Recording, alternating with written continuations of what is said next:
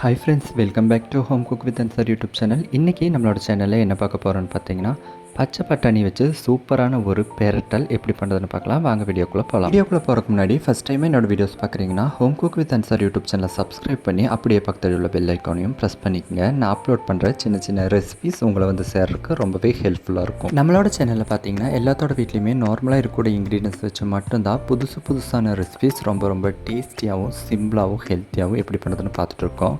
என்னோடய சேனலை நீங்கள் ஃபாலோ பண்ணுறதா இருந்தால் உங்களோட வீட்டு குக்கிங்க்கும் ஹெல்த்துக்கும் என்னோடய சமையல் ரொம்பவே ஹெல்ப்ஃபுல்லாக இருக்கும். இப்போது பச்சை பட்டாணி பெரட்டல் பண்ணுறதுக்கு வேண்டி பச்சை பட்டாணியை ஒரு 3 மணிக்கூர் முன்னாடியே தண்ணியில் நல்லா ஊற போட்டு வேக வச்சு எடுத்து ஒரு சைடு வச்சுருக்கேன். இப்போது நம்ம பெரட்டல் பண்ணுறதுக்கு வேண்டி ஒரு கடாயில் தேவையான அளவு ஆயில் ஊற்றி ஆயில் நல்லா சூடாக வர ஸ்டேஜில் நம்ம பொடியாக கட் பண்ணி வச்சுருக்க பெரிய வெங்காயத்தை சேர்த்து கொடுத்து வெங்காயம் நல்லா பொன்னிறமாக வதங்குற வரை நல்லா வதக்கிக்கலாம். வெங்காயம் வதங்கினதும் கூடவே நம்ம பொடியாக கட் பண்ணி வச்சுருக்க ஒரு தக்காளியும் சேர்த்து கொடுத்து தக்காளியும் நல்லா வதக்கிக்கலாம்.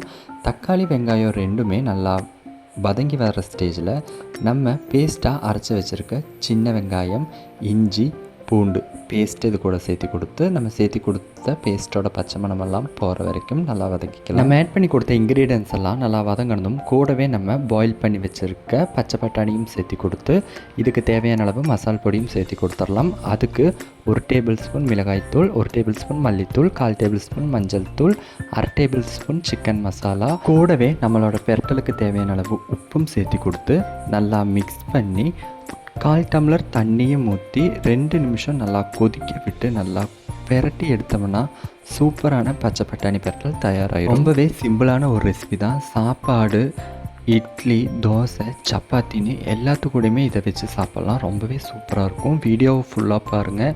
இதே ரெசிபியை நீங்களும் உங்கள் வீட்டில் மறக்காமல் ட்ரை பண்ணி பாருங்கள். வீடியோ பிடிச்சிருந்தால் லைக் பண்ணவும், ஷேர் பண்ணவும், கமெண்ட் பண்ணவும் மறந்துடாதீங்க. டெய்லி இந்த மாதிரி சின்ன சிம்பிளான ஹெல்த்தியான ஒரு ரெசிபியில் நம்ம சந்திக்கலாம். டாட்டா பாய் பாய். மறக்காமல் சப்ஸ்கிரைப் பண்ணிடுங்க.